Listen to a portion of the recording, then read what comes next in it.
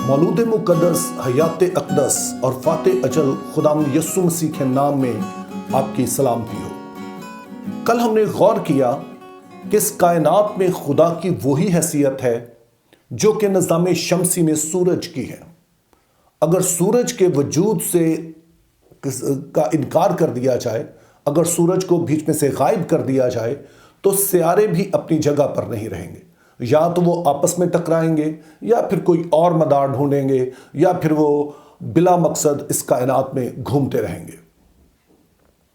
इसी तरह से हमने इस बात को जाना कि जब खुदा को अपनी ज़िंदगी से निकाल दिया गया, जब उसके मरकज़ी जो किरदार है खुदा का हमारी ज़िंदगी में, उसका इनकार कर दिया गया, तो उनकी हैसियत भी इन सियारों की मानंद होगी जिनके दरमियान अब कोई आपस में कोई ताल्लुक़ नहीं है।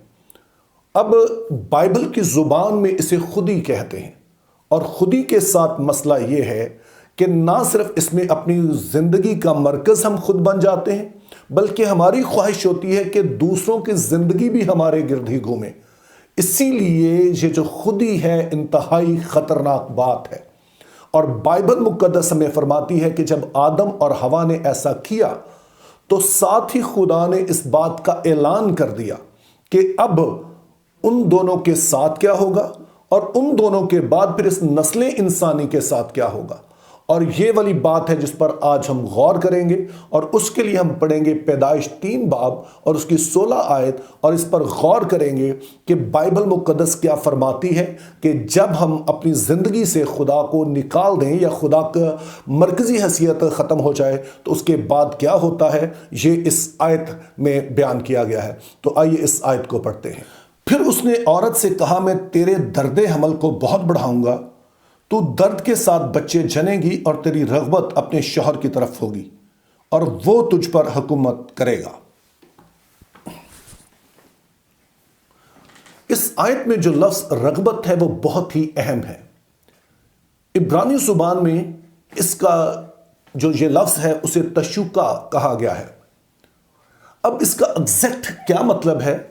बाज़ लोग समझते हैं कि इसका मतलब है कि औरत चाहेगी कि अपने शौहर के से मोहब्बत करे, उसके साथ रहे। लेकिन जैसे मैंने पहली वीडियो में कहा था कि बाइबल की तफसीर का सुनहरा असूल यह है कि बाइबल अपनी तशरीह खुद करती है। इसको सियाक़ो सबाक़ में देखते हैं कि यही लफ्ज़ अगर आसपास कहीं और इस्तेमाल हुआ है तो वो किन मानों में इस्तेमाल हुआ है। तो यही लफ्ज़ दोबारा से हमें पता चलता है कि ये 4थे बाब में ये लफ्ज़ दोबारा से इस्तेमाल हुआ है। पैदाइश 4 बाब उसकी 7 आयत है, उसमें लिखा है, खुदावन ने काइन से कहा, तू क्यों गज़बनाक हुआ और तेरा मुंह क्यों बिगड़ा हुआ है? अगर तू भला करे तो क्या तू मकबूल ना होगा, और अगर तू भला ना करे तो गुनाह दरवाजे पर धुपका बैठा है और तेरा मुश्ताक है, पर तू उस पर गालिब आ।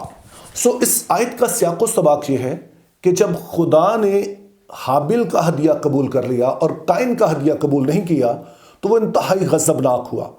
वो इस बात से बहुत ही नाराज़ हुआ कि मैं हूँ जिसका हदिया कबूल होना चाहिए था।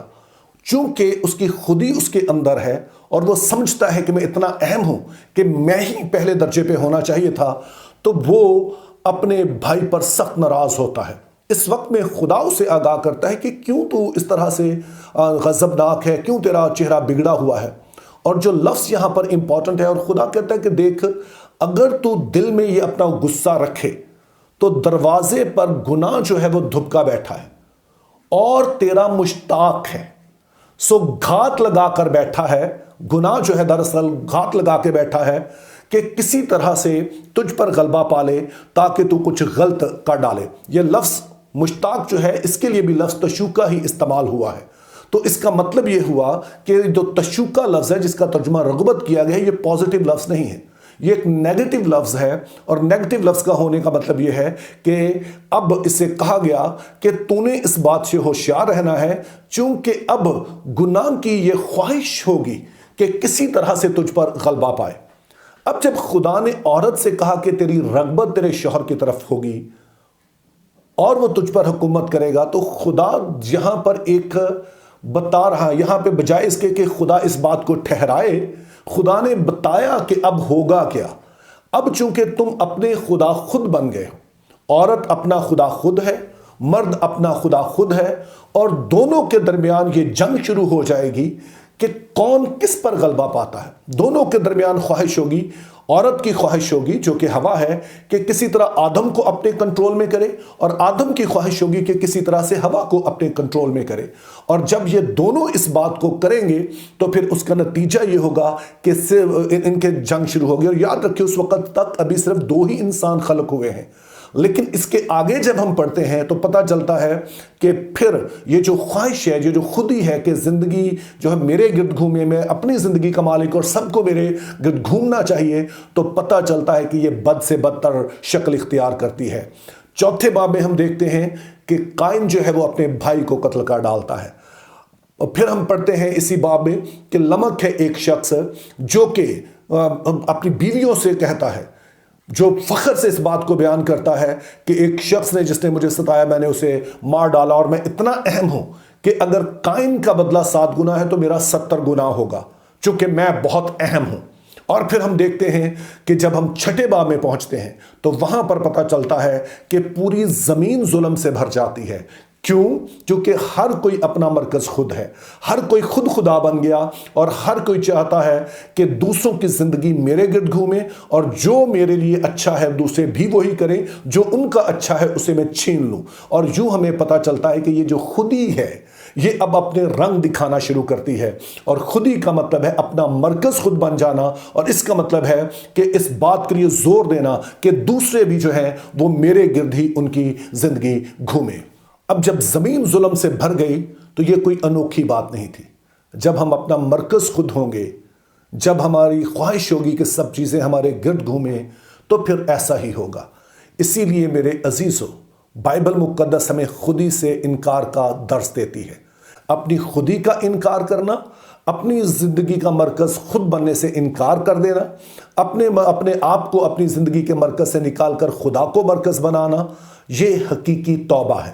توبہ کا بائبلی تصور کیا ہے، حقیقی توبہ کیا ہوتی ہے، اس پر ہم غور کل کریں گے۔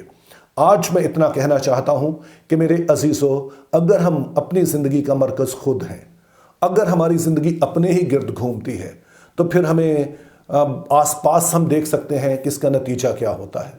ہر پوری دنیا میں اس وقت یہی چل رہا ہے، نفسا نفسی ہے، ہر کوئی دوسرے سے چھیننا چاہتا، چونکہ جو رغبت ہے، وہ جو ایک خواہش ہے کہ سارا کچھ میں کنٹرول کروں، سب چیزیں میرے گرد گھومیں، یہ ختم نہیں ہو سکتی ہیں جب تک ہم خودی کا انکار نہیں کرتے ہیں۔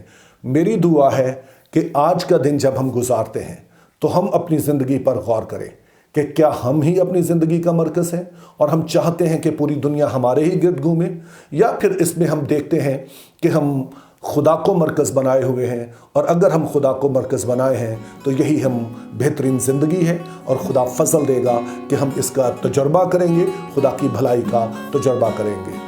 Have a good day, think biblically, live پرپسفلی۔